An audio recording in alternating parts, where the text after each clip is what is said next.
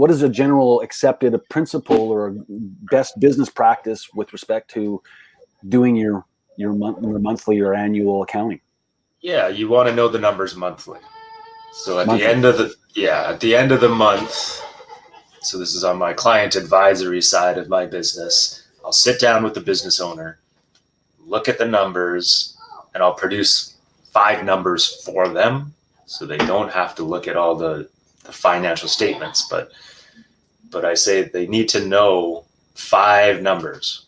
Usually in every service-based business, because that's what you guys are operating, there is direct labor, there is direct materials, there are overhead wages. So if you have someone in the office that is running the phones, you want to know that number. So if you pay yourself, how much did you pay yourself? How much did you pay your managers?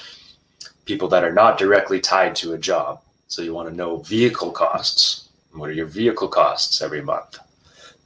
Did you spend more than the benchmarks? So that's the value-added services that I provide is I know the benchmarks in your industry for how much things should cost. And so if you could, and marketing expenses is the last one. So if you're spending less, I don't know if you know this, but if you're spending only 5% of your revenue on marketing, you're not growing your business. Ooh, that's an interesting tip. Tell us more about that. If you're just wanting to grow a company, you need to spend at least 5 to 10% on marketing. So that is the growth stage, right? So if you're doing 500 grand a year in revenue, spend 50 grand a month on marketing, you're going to gain market share. You're going to outspend your competition, right? Because most of them don't know that number. So if you just know the number, you run your business by the numbers, by the margins, actually the percentages, you'll succeed because your competitors probably don't know those. You said 50,000 a month. If you're making 500,000. Oh, sorry, a year. Okay, I get it. That makes more sense. Yeah, for 50 grand, it's gonna blow up. But yeah, because I think one of the big aha moments for me was when I realized I'm no longer a painter, but a business running a painting business. And you're actually not a painting business; you're a marketing company. At the end of the day, you and a JB Funk, you're a marketing company.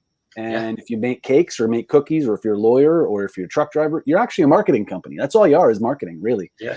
So I appreciate that little tip about putting some money into your marketing. Less than 5%, you're shrinking. So it's like, do you want to shrink? Maybe you want that. I don't know. Well, I think for a lot of small business painters, word of mouth and referral business is generally how they drive their business. And they get to a point where they find that happy medium of how many referrals and how much output they can bring. So I guess if you're not looking to expand your business, you don't need to spend any more than 5%. Would that be a good statement? Yeah, exactly. That's the status quo. One thing I've learned is that with marketing, it's not one thing you do, it's the multiple avenues that you do that actually compound on that. So